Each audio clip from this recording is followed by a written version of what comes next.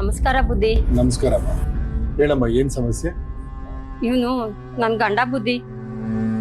ಮದ್ವೆ ಆದಾಗಿಂದಾನು ದುಡ್ದಿಯೋ ದುಡ್ಡೆಲ್ಲ ಕುಡ್ದು ಹಾಳು ಮಾಡ್ತಾ ಇದ್ದಾನೆ ಬುದ್ಧಿ. ದಿನಾ ಕುಡ್ಕೊಂಬಂದ್ ರಾತ್ರಿ ಎಲ್ಲ ಜಗಳ ಮಾಡ್ತಾನೆ. ಇವನ್ ಜೊತೆ ಜೀವನ ಮಾಡಕ್ ನನ್ನಿಂದ ಆಗಲ್ಲ ಬುದ್ಧಿ. ಏನಪ್ಪ ನೀನು ಇದಕ್ಕೇನು ಹೇಳ್ತೀಯಾ?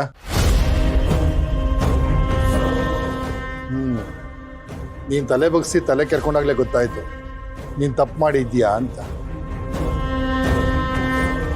ಅಲ್ಲಯ್ಯ, ಗಂಡ ಹೆಂಡತಿ ಸಂಬಂಧ 7 ಜನ್ಮದ್ದು ಅಂತಾರೆ. ಹೆಣ್ಮಕ್ಳು ಅಪ್ಪನ ಮನೆ ಬಿಟ್ಟು ನಿನ್ನ ನಂಬ್ಕೊಂಡು ಬಂದಿರ್ತಾರೆ. ಅವ್ರನ್ನ ಚೆನ್ನಾಗಿ ನೋಡ್ಕೋಬೇಕಾದ ನಿನ್ ಕರ್ತವ್ಯ ಅಲ್ವಾ? ಹೀಗೆ ಕುಡಿದು ಗಲಾಟೆ ಮಾಡೋದು ಎಷ್ಟು ಸರಿ ಹೇಳು? ಬುದ್ಧಿ ಚಟ ಬಿಡದೆ ಇರೋಕ್ಕಾಗದಂಗೆ ಆಗ್ಬಿಟ್ಟದೆ ಬುದ್ಧಿ. ನಾನು ಏನು ಮಾಡಲಿ ಹೇಳಿ ಬುದ್ಧಿ. ನೋಡಯ್ಯ, ಚಟ ನಮ್ಮನ್ನು ಬಿಡೋದು ಇಲ್ಲ, ಅಂಟ್ಕೊಳ್ಳೋದು ಇಲ್ಲ. ಚಟಕ್ಕೆ ದಾಸರಾಗೋದು ನಾವೇ.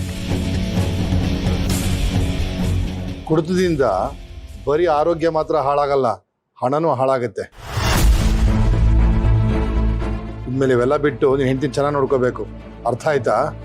ತಪ್ಪಾಯ್ತು ಬುದ್ಧಿ, ಕುಡಿಯೋಕ್ಕಿಲ್ಲ ನಾನು. ಇರ್ಲಿ ನೋಡಮ್ಮ, ನೀನು ಅರ್ಥ ಮಾಡ್ಕೋಬೇಕು. ಹೆಣ್ಣು ಮನಸ್ಸು ಮಾಡಿದ್ರೆ ಗಂಡು ಉದ್ಧಾರನೂ ಆಗ್ತಾನೆ, ಹಾಳಾಗ್ತಾನೆ. ನೀನು ಸಣ್ಣ ಪುಟ್ಟಕ್ಕೆಲ್ಲ ಕೋಪ ಮಾಡ್ಕೊಳ್ದೆ ಅನುಸರಿಸ್ಕೊಂಡು ಜೊತೆಯಾಗಿ ಬಾಳ್ಬೇಕು. ಇನ್ಮೇಲೆ ಬಿಟ್ಟೋಗೋ ಮಾತಾಡಬಾರ್ದು.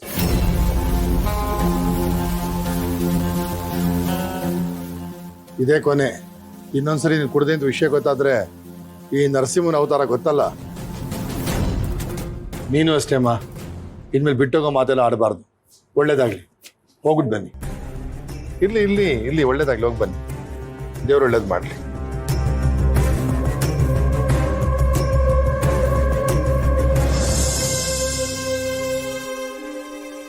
ಅಯ್ಯೋ, ಇದೇನಿದು? ಅವ್ನು ಕುಡಿತಾನೆ, ಹಿಂಸೆ ಮಾಡ್ತಾನೆ ಅಂದ್ರೂ ಆ ಹಿಂಸೆಗೆ ಸಮಾಧಾನ ಮಾಡಿ ಅವನ ಜೊತೆನಲ್ಲೇ ಕಳಿಸ್ಬಿಟ್ರಲ್ಲ. ಇವ್ರ ಹತ್ರ ಏನಾದರೂ ಹೇಳ್ಕೊಂಡ್ರೆ ನನಗೂ ಹಾಗೆ ಸಮಾಧಾನ ಮಾಡಿ ಜಯಂತ್ ಅವ್ರ ಜೊತೆ ಕಳಿಸ್ಬಿಟ್ರೆ? ಇಲ್ಲ ಹಾಗಾಗ್ಬಾರ್ದು.